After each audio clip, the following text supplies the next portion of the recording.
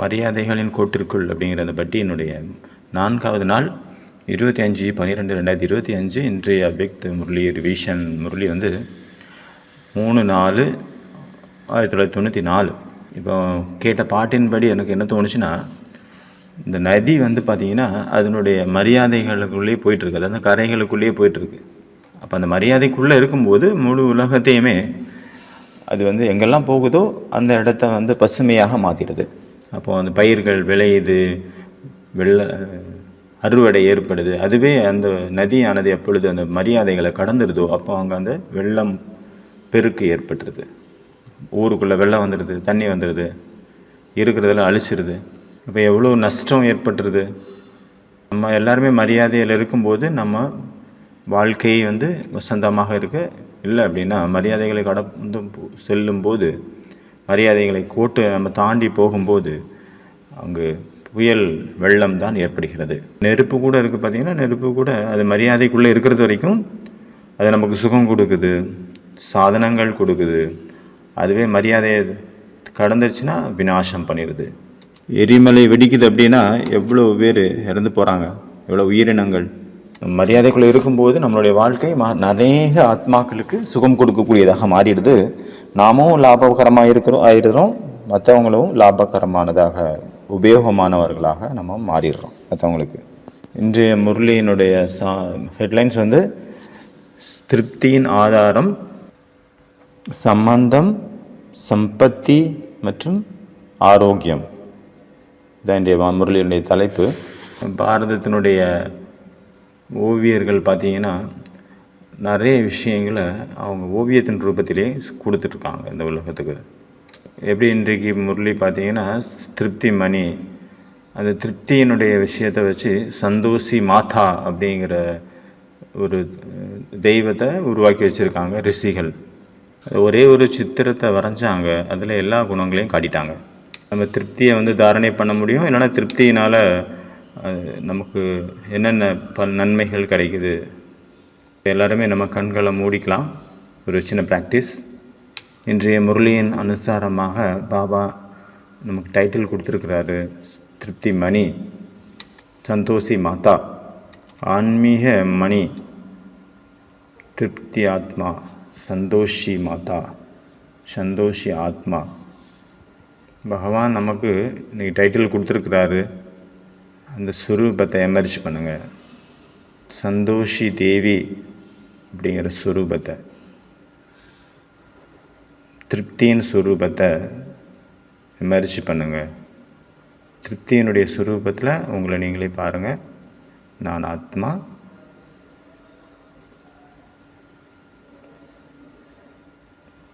தங்க சிம்மாசனத்தில் அமர்ந்திருக்கிறேன்.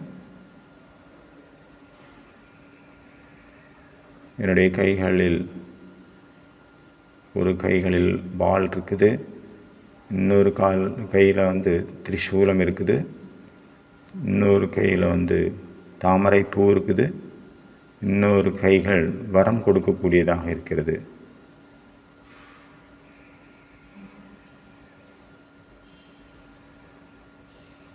அந்த சுரூபத்தில் நினைச்சிருங்க.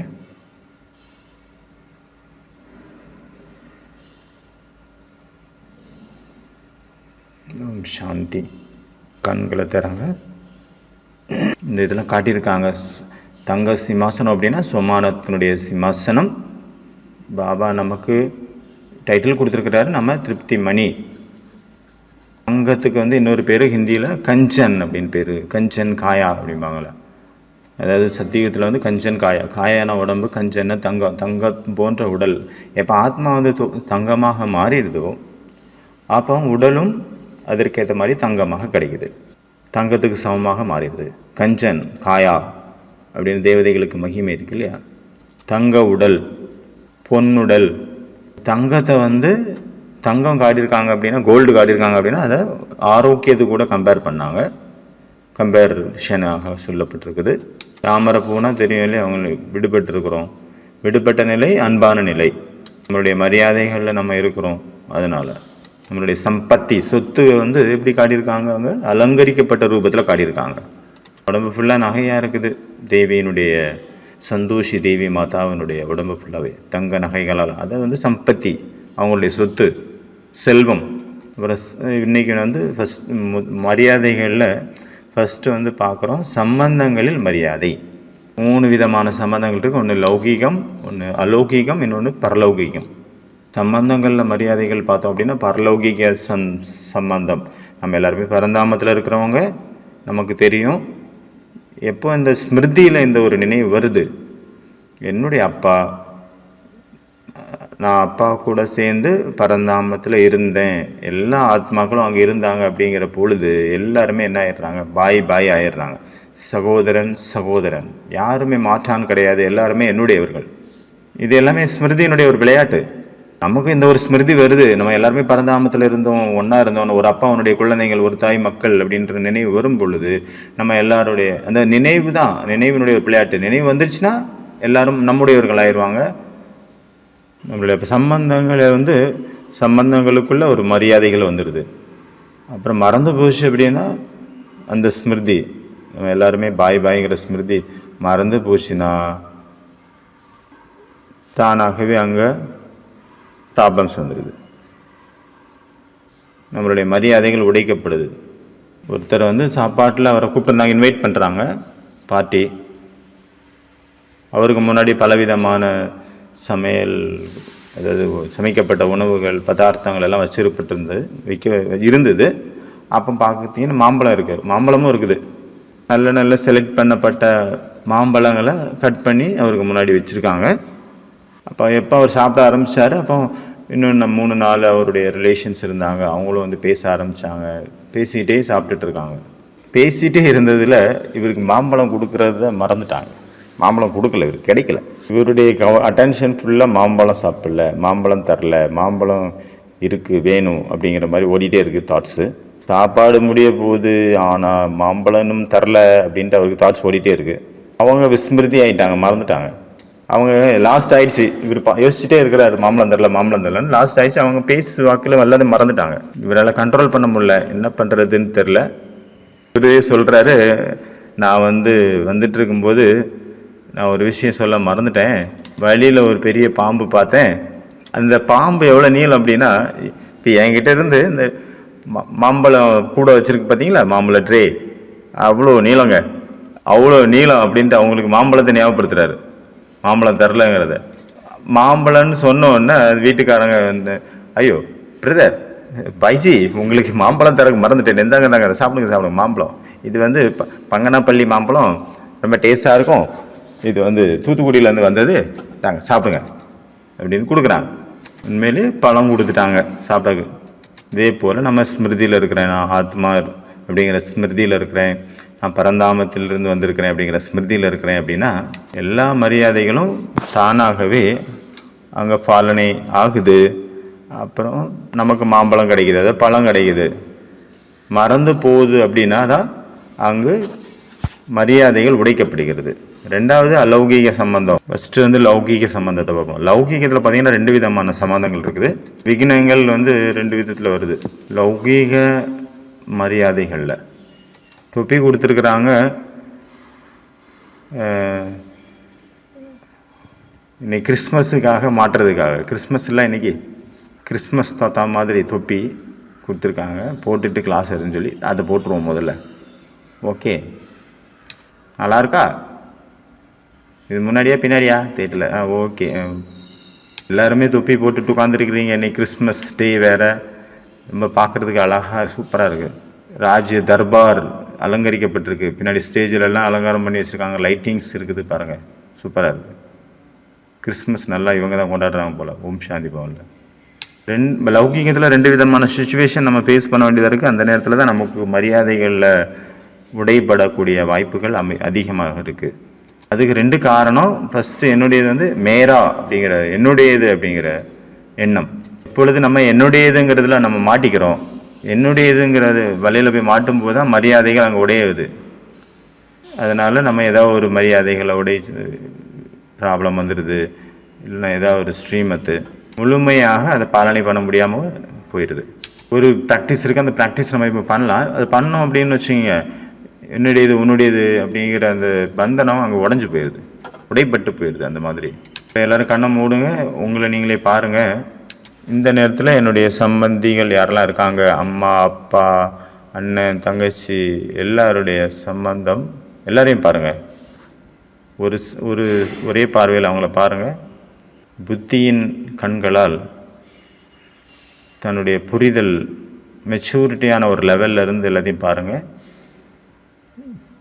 போன ஜென்மத்தில் இப்போ என் கூட சம்பந்தத்தில் இருக்கிறவங்கெல்லாம் என் கூட இருந்தாங்களா? இருந்தாங்க, ஆனால் வேற ரூபத்தில் இருந்தாங்க. தாய் என்னுடைய அம்மா வேறவா இருந்தாங்க, அப்பா வேற இருந்தாங்க,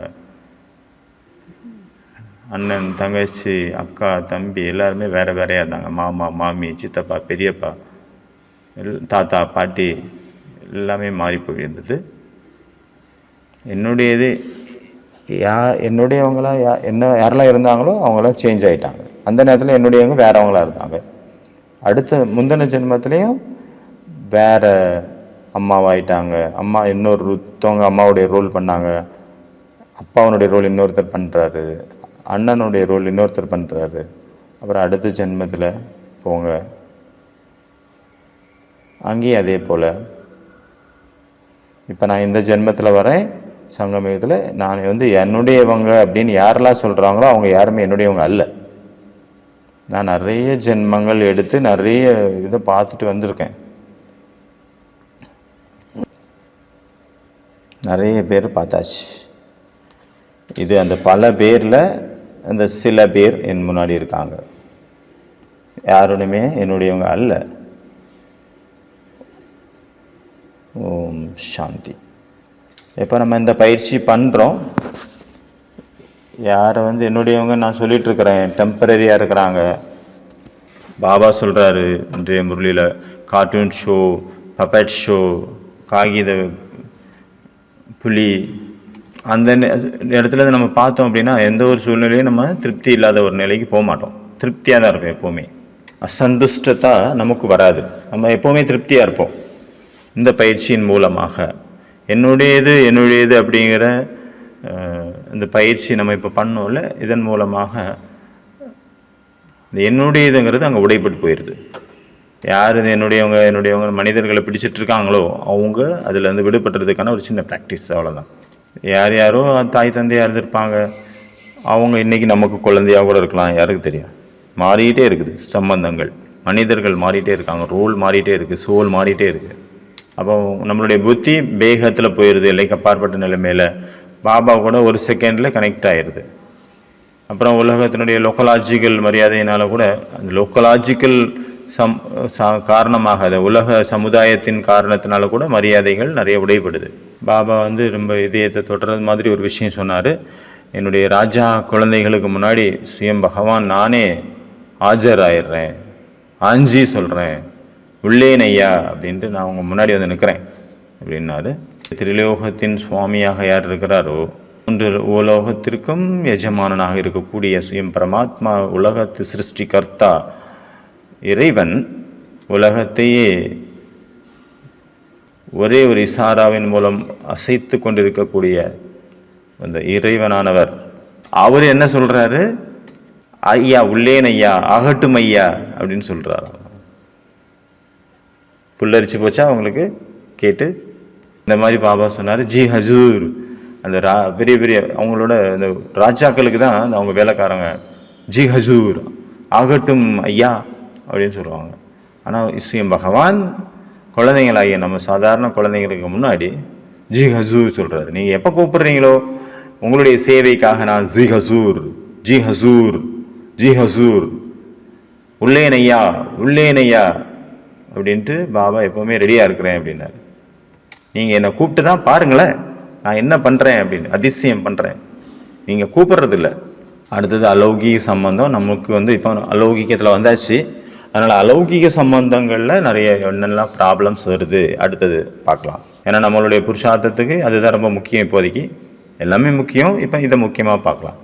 அதில் நிறைய விஷயங்கள் இந்த முரளியில் சொன்னார். எப்படி திருஷ்டி இருக்கணும், எப்படி நம்மளுடைய உள் உணர்வு இருக்கணும், எப்படி நம்மளுடைய எண்ணங்கள் இருக்கணும், நம்மளுடைய வார்த்தைகள் எப்படி இருக்கணும், எல்லா விஷயத்துக்காகவும் பாபா நமக்கு மரியாதைகள் சொல்லியிருக்கிறாரு.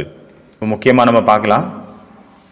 நம்ம தொடர்பில் வரும்போது நம்மளுடைய பார்வைகள் படுது, ஒவ்வொருத்தருடைய திருஷ்டி. அந்த திருஷ்டிக்காக பாபா சொல்லியிருக்கிறாரு. அதை நம்ம ப்ராக்டிஸ் பண்ணால் கூட நான் பார்த்தேன் என்ன அப்படின்னா, அதில் நிறைய சந்தோஷி மாதா மாதிரி, அதாவது திருப்தியின் சுரூபமாக இருக்கிறாருங்க. அவங்களுக்கு வெல்லமும் பருப்பும் கொடுத்தீங்கன்னா அதிலே திருப்தி அடைஞ்சிடுறாங்க. சரி, சேர்த்து பாயாசம்னு வச்சுக்கலாம். பருப்பு பாயாசம் கொடுத்தீங்கன்னா அந்த தேவி திருப்தி ஆயிடுது.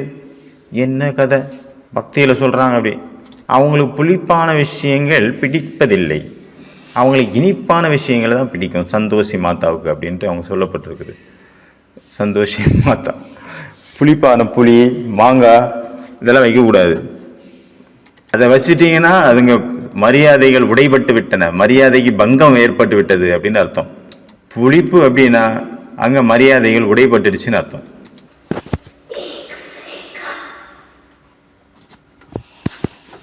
ஸ்வீட் அப்படின்னா மரியாதை எப்படி நடக்கிறோம். பருப்பு அப்படின்னா அப்போ கொஞ்சம் மரியாதைகள் கம்மியாகுது. ஆனால் நடக்கிறோம் மரியாதைகள் படி. இப்படி நம்ம வந்து ஒருவருக்கொருவர் அலௌகிக சம்பந்தத்தில் இருக்கக்கூடிய ஒவ்வொருத்தரும் நம்ம சந்திக்கும் போது நமக்குள்ள ஒரு இனிமை, ஒரு அன்பு, ஒரு குஷி, நம்ம எல்லாருமே ஒருத்தருக்கு ஒருத்தர் சந்திக்கும் போது ஒரு தேவி ரூபத்தில் நம்ம பார்க்குறோம். தேவி ரூபத்திலேயே நம்மளும் இருக்கிறோம். ஏன்னா தேகத்தை பார்க்கக்கூடிய பல ஜென்மங்களுடைய சமஸ்காரம் நமக்குள்ள ஆழமாக பதிஞ்சிருக்கு. இதுக்கான பயிற்சியும் இருக்குது நல்லா ஸ்ட்ராங்காக. எவ்வளோதான் ஆத்மாக்காக நம்ம ப்ராக்டிஸ் பண்ணுங்க விடிய விடிய, ஆனாலும் என்ன ஆகுது, தேகங்கிறது பார்க்கறது ரொம்ப ஈஸியாக தான் இருக்குது, அது கஷ்டமாக இல்லை. ஆனால் ஆத்மா பார்க்க தான் கஷ்டமாக இருக்குது. ஆத்மாவை பார்க்கணும் அப்படின்னா நமக்கு அதுக்கு நிறைய ப்ராக்டிஸ் தேவையாக இருக்குது. அது நம்ம நேச்சுரல் ஆகலை, சத்தியத்தில் தான் நேச்சுரல் ஆகும். அதுக்கு நம்ம இப்போதைக்கு அந்த நிலையை கொண்டு வரணும்னா நம்ம ப்ராக்டிஸ் ரொம்ப முக்கியம் அதிகமாக. அதாவது இது அப்போ கஷ்டமாக இருக்குது, அது ஈஸியாக இருக்குது. அது அப்படி தான் நம்மளுடைய நிலைமை இப்போ இருக்குது. தேகத்தை பார்த்தாலும் தேகத்தை பார்க்கக்கூடாது, நம்ம ஆத்மாவை பார்க்கணும். அதான் திரிசூலம் காட்டியிருக்காங்கல்ல சந்தோஷி மாதாவினுடைய கையில். திரிசூலம் அப்படின்னா ஞானத்தினுடைய ஆழத்தில் போயிட்டு அவங்கள சம்ஹாரம் செய்வது, மாயாவை சம்ஹாரம் பண்ணுறது. அதுக்குன்னு எந்த மனுஷனையும் இல்லை சூலாயத்தை எடுத்து சுத்திர போறீங்க. வாள் அப்படின்னா ஞானத்தின் மூலமாக அஞ்ஞானத்தின் தலையை சீவனம். திரிசூலம் அப்படின்னா கீழே படுக்க போட்டு குத்துறது. வாள் அவங்களை வீழ்த்துறதுக்கு, கீழே தள்ளுறதுக்கு, கீழே விழுந்த போல சூலாயத்தை வச்சு திரிசூலத்தை வச்சு குத்துறதுக்கு. திரிசூலங்க என்னாச்சு, யோகமாச்சு. ஞானங்கிறது வாள், திரிசூலங்கிறது யோகா. இந்த ஒரு ஆத்மாவும் நம்ம எதிரில் வராங்க அப்படின்னா நம்ம என்ன பார்க்கணும், அவங்க ஒரிஜினல் சுரூபம் என்ன, அவங்க யார் ஆக்சுவலி அப்படிங்கிற நினைவு நமக்கு ஸ்மிருதி இருக்கணும். அதனால் அவங்க தெய்வீ ரூபத்தில் நம்ம பார்க்குறோம் அப்படின்னா மரியாதைகள் அங்கே ஒரு பொழுதும் பங்கமாக ஆகாது. சம்பூர்ண பவித்திரத்தாவினுடைய நிலையை நம்ம கொண்டு வரணும் அப்படின்னா ஒவ்வொருத்தரும் நம்ம ஆத்மாவை பார்க்குறோம் அப்படின்னா அப்படியே அங்கே நமக்கு மரியாதைகள் காப்பாற்றப்படுகின்றது. யாருடைய பூஜைகள் நிறைய நடந்துட்டு இருக்குது, யாரை தரிசனம் பண்ணிட்டு இருக்காங்க மக்கள். ஒவ்வொரு பீக்கையை நம்ம பார்க்கும்போது இந்த மாதிரி நினச்சி பார்க்கலாம். நம்ம உட்காந்துட்டு சாட்சியாக இருக்கோம், ஒரு வேலையும் இல்லை, இப்போ என்ன ப்ராக்டிஸ் பண்ணலாம், இப்போ நம்மளை சுற்றி பிகேஸ் இருக்காங்க, நம்ம அந்த மாதிரி இடத்துல இருக்கோம், இல்லை மதுபனில் இருக்கோம், சென்டரில் இருக்கோம், இல்லை ரோட்லேயே இருக்கோம் அப்படின்னு வச்சுக்கிட்டா கூட வீட்டிலே இருக்கோம். அப்போ அங்கே ஒரு வேலையும் இல்லை, ஃப்ரீயாக இருக்கும். அப்போ உங்கள் முன்னாடி உலா ஏதோ ஒரு காரியங்கள் பண்ணிகிட்டு இருக்காங்க பிகே ஆத்மாக்கள். அப்போ கோவிலில் யாருக்கு பூஜை நடக்குதோ அவங்க பாருங்கள் என் முன்னாடி நடந்து போயிட்டுருக்காங்க, அந்த தெய்வ ஆத்மா அப்படின்ட்டு அவங்கள அந்த ரூபத்தில் ஒரு ப்ராக்டிஸ் பண்ணலாம், பார்க்கக்கூடிய பயிற்சி. அதுவும் அந்த கோயிலில் இருக்கிற முத்தாரம்மன், இல்லை சமயபுரத்து மாரியம்மன், அங்காள பரமேஸ்வரி, மண்டக்காடு பகவதி அம்மன், கன்னியாகுமரி பகவதி அம்மன், ஆற்றுங்கால் பகவதி அம்மன், இப்படி நிறைய பகவதி அம்மன் இருக்காங்க. இதோ இவங்க தான் நடந்து போயிட்டு இருக்காங்க. இவங்கள தான் உலகமே தேடிட்டு இருக்கு, எப்போ என்னுடைய தாயானவர் என் முன்னாடி காட்சி தருவாங்க அப்படின்ட்டு.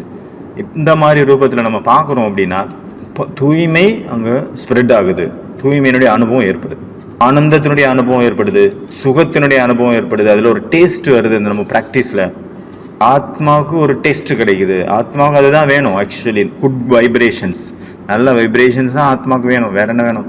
அந்த மாதிரி ஒரு ப்ராக்டிஸ் நம்ம பண்ணி பார்க்கலாம். நல்ல ஒரு சுகமான ஒரு ப்ராக்டிஸ் இது. இன்றைக்கி ப்ரோக்ராம் இருக்குது, கிறிஸ்மஸ் ப்ரோக்ராம் இந்த ஸ்டேஜில். அதனால் 3வது மரியாதைக்கு நம்ம போயிடலாம். பேசிகிட்டே இருந்தால் நம்ம நிறைய சொல்லலாம். 3வது மரியாதைக்கு போயிடலாம். 3வது மரியாதை என்ன, இன்றைய மரியாதைகளில் 3வது மரியாதை, பாபா நமக்கு சம்பத்தி கொடுத்துருக்கிறாரு, சொத்து, சிரேஷ்ட ஞானம் அப்படிங்கிற சம்பத்தி, உயர்ந்த ஞானம் அப்படிங்கிறது தான் நமக்கு சொத்து. உலகத்தில் உள்ளவங்களுக்கு கிடைக்குது, ஆனால் பாபா நமக்கு சம்பூர்ண ஞானத்தினுடைய வரதானம் கொடுக்குறாரு. உலகத்தில் மனிதர்கள் பணத்துக்கு பின்னாடி, சம்பத்திக்கு பின்னாடி சுற்றிட்டு இருக்கிறாங்க, அவங்க ரொம்ப திருப்தியாக இருக்காங்க. ஒரு பிரதர் நேற்று நான் மீட் பண்ணேன், அவர் ஜாப் பண்ணுறாரு, வேலை பண்ணுறாரு பேங்க்கில், ரொம்ப திருப்தியாக இருக்கார், ரொம்ப சந்தோஷமாக இருக்கிறார், நல்ல சேலரி. அதாவது அவர் வேலைகள் கம்மி பண்ணிக்கிட்டாரு, எவ்வளோ செய்யணுமோ அவ்வளோ செஞ்சால் போதும். மற்ற நேரத்தை பார்த்தீங்கன்னா பாபாவுடைய சேவைக்காக அதிகமாக வராரு. 6 மாதம் இல்லை டைம் கிடைக்கும், ஒரு 3 மாதம் 1 மாதம் அப்படின்னு. அப்போ அவர்கிட்ட கேட்டால் நீங்கள் அப்போ இன்னும் அதிகப்படுத்தலை உங்களுடைய பிஸ்னஸை அப்படின்னு கேட்கும்போது சொல்கிறாரு, பாபாவனுடைய ஞானத்தில், பாபாவனுடைய பரிவாரத்து கூட, பாபா பாபாவுடைய விஷயங்களுக்கு எதுக்குமே டைம் கிடைக்காத நிலை போயிடும். அதனால நான் லிமிட்டாக வச்சுருக்கிறேன் அப்படின்னாரு. அதில் பார்த்தீங்கன்னா நிறைய ட்ரான்ஸ்ஃபர் பண்ணிட்டே இருப்பாங்க. ஒருவேளை நான் உயர்ந்த பதவி போயிட்டுருக்கேன் அப்படின்னா. இதில் இப்போ நான் இருக்கிற போஸ்டிங்கில் பார்த்தீங்கன்னா ட்ரான்ஸ்ஃபர் எனக்கு கிடையவே செய்யாது, அதிகமாக கிடையாது. அதனால் ஒரு இடத்துல இருக்கிறேன், ஒரே ஒரு சென்டர் கூட கனெக்ஷன் வச்சுட்டு புருஷார்த்தம் சகஜமாக போயிட்டுருக்கு. பாபாவுடைய இதுவும் நம்ம விட பாபாவோடைய இதுலேயும் நான் கரெக்டாக இருக்கிறேன், என்னுடைய வேலையிலையும் கரெக்டாக இருக்கிறேன். திருப்தியாக இருக்கிறாரு, ஆத்மா திருப்தியாக இருக்குது. வேற என்ன வேணும்? என்னவோ கிடைச்சிட்டு இருக்கு. 2 கடலை கிடைக்குதோ ஓகே, திருப்தி. கடலை கிடைச்சாலும் சரி, காஞ்சி போன கடலை கிடைச்சாலும் சரி, குலாப் ஜாமுன் கிடைச்சாலும் சரி, திருப்தி திருப்தி. உண்மையான செல்வம் என்னது? அது தானே உண்மையான பணம் தானே. சங்கமயுகத்தில் அமிர்த வேலை தான் மிக உயர்ந்த நம்மளுடைய பணம். குஷி, திருப்தி, ஆனந்தம் எல்லாமே. ஈவினிங் யோகா பண்ணுறதுக்கு அவருக்கு வாய்ப்பு கிடைக்குது, காலை அமிர்த வேலைக்கு வாய்ப்பு கிடைக்குது, யோகாவுக்கு முரளி கிளாஸுக்கு வாய்ப்பு கிடைக்குது, பிராமணர்களை சந்திக்கிறோம் சேவையில், அதுக்கான வாய்ப்பு கிடைக்குது. அதனால் பாபா பணத்திற்கான மரியாதை என்ன சொல்லியிருக்காரு? குழந்தைங்களே, உலகத்தில் உள்ள பணத்துக்கு பின்னாடி அதிகமாக உங்களோட டைமை வேஸ்ட் பண்ணாதுங்க, செலவழிக்காதுங்க. உண்மையான வருமானத்தை சேர்க்கக்கூடிய நாள் இப்பொழுதே நேரம், இன்று. அது உடலினுடைய மரியாதைக்காக பார்க்குறோம். ஆத்மாவினுடைய ஆரோக்கியம் பார்த்தீங்கன்னா முக்கியமானது. அது சத்தியுகத்திலேயே ஆகட்டும், இப்போ ஆகட்டும், ஆரோக்கியமானதாக ஆயிடுது. அது எப்படி? இப்போ சக்தி, இப்போ ஆக்சுவலி பேசிக் இப்போ தானே. இப்போ சங்கமயுகத்தில் எவ்வளோக்கெல்லாம் ஆரோக்கியம் ஆயிடுதோ, அப்போ சத்தியுகத்தில் அதுக்கேற்ற மாதிரி உடல் கிடைக்குது. அப்போ உடலுக்காக அவங்க எக்ஸசைஸ் பண்ணுறாங்க. உலகத்தில் உள்ளவங்க நமக்கு பாபா ட்ரில் பண்ண வைக்கிறாரு. அதுதான் எக்ஸசைஸ். அங்கே ட்ரில்னால் உடல் ரீதியான ட்ரில், இங்கே ஆத்மாவுக்கான ட்ரில். பாபா ஒவ்வொரு மீட்லேயும் ஒவ்வொரு ட்ரில் கொடுக்குறாரு, சொல்லி கொடுக்குறாரு. நம்ம யோகா அபியாசம் கூட ஒரு ட்ரில் தானே, ஆத்மாவுக்கான ட்ரில், அதாவது எக்ஸசைஸ். அவங்க உலகத்தில் உள்ளவங்க எக்ஸசைஸ் பண்ணுறாங்க, சாப்பாடு குடிக்கிறதுல அட்டென்ஷன் வைக்கிறாங்க, அதனால் ஆரோக்கியமாக இருக்கிறாங்க. இங்கே கூட பாபா நமக்கு ட்ரில் சொல்லி கொடுத்துருக்குறாரு ஆத்மாவுக்காக. எவ்வளோக்குள்ள நம்ம ட்ரில் பண்ணுறோமோ, ஒரு அபியாசம் பண்ணலாம். உங்கள் கைகளை மேலே தூக்குங்க, வலது கையை. பாபா முரளியில் சொல்லியிருக்கிறாரு, யார் பாதி கை தூக்குறாங்களோ அவங்க பாதி பிராமணன் அப்படிங்கிறாரு. அப்புறம் இடது கையை தூக்குங்க இப்போ மேலே, அப்புறம் வலது கையை தூக்குங்க, அப்புறம் இடது கையை தூக்குங்க. எப்போ வேணாலும் நம்மளால கையை தூக்க முடியும். அதே போல் மனசை கூட நம்ம ஒரு செகண்டில் பரந்தாமத்துக்கு போங்க, சூட்சுமோதனத்துக்கு வாங்க. இப்போ ஒரு செகண்டில் உங்களுடைய ராஜ்யத்துக்கு போங்க, சொர்க்கத்துக்கு போங்க. மீண்டும் பரந்தாமத்துக்கு போங்க.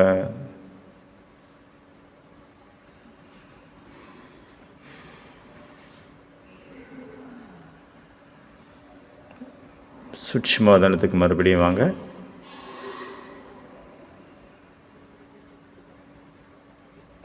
மீண்டும் உங்களுடைய ராஜ்யம் சொர்க்கத்துக்கு போங்க.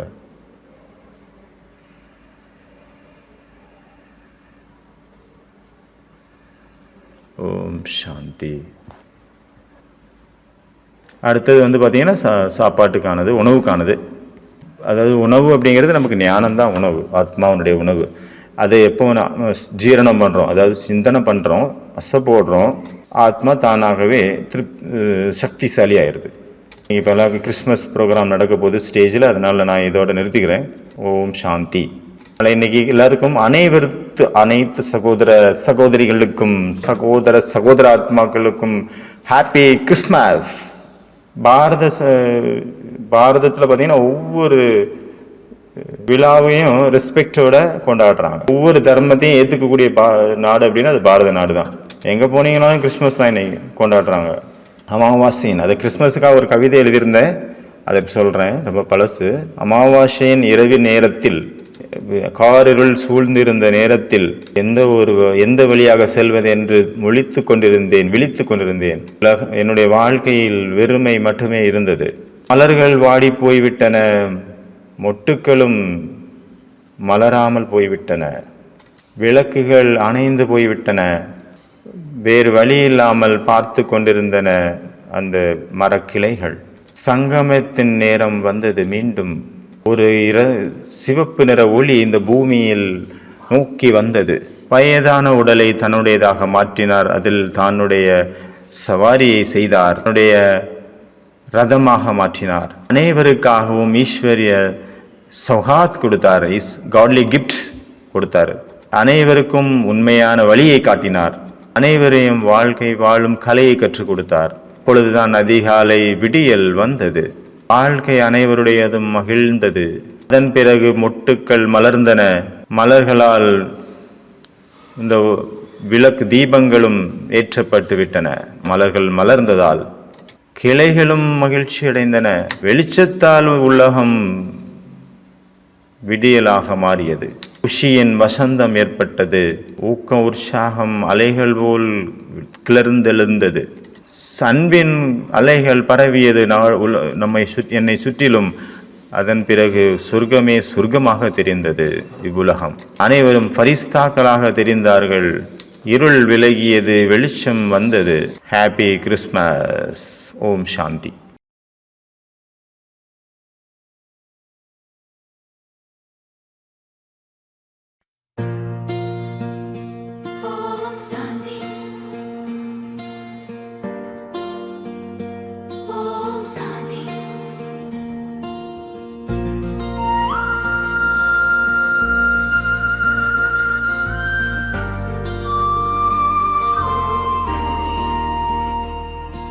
நாடும் நதி இந்த மரியாதைகள் என் இருக்கரைகள் அருளோடு ஓடச் செய்யும் ஈசன் தந்த வழிகள்.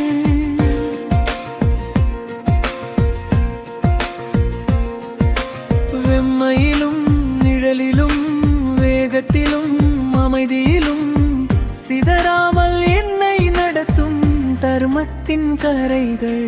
நாடும் நதி இந்த மரியாதைகள் என் இருக்கரைகள் அருளோடு ஓடச் செய்யும் ஈசன் தந்த வழிகள்.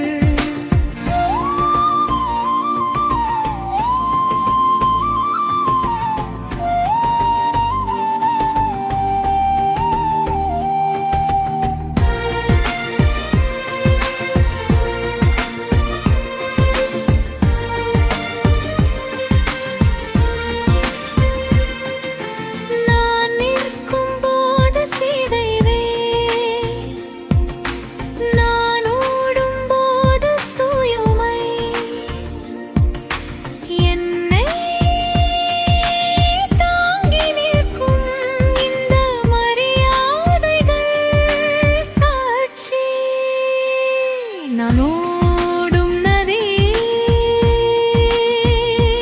இந்த மரியாதைகள் என் இருக்கரைகள் அருளோடு ஓடச் செய்யும் ஈசன் தந்த வழிகள்.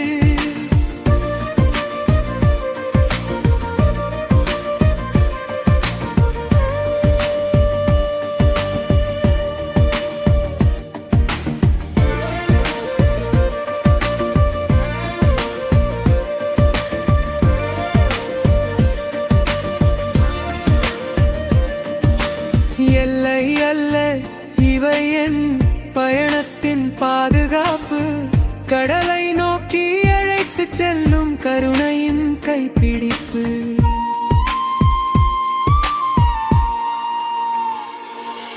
நாடும் நதி இந்த மரியாதைகள் என் இருக்கரைகள் அருளோடு ஓடச் செய்யும் ஈசன் தந்த வழிகள். சீற்றமெழும் நேரத்திலும் சோர்வெழும் நொடிகளிலும் என்னை வழுதி வரவிடாத ஒளியாக நிற்கும் கரைகள். நான்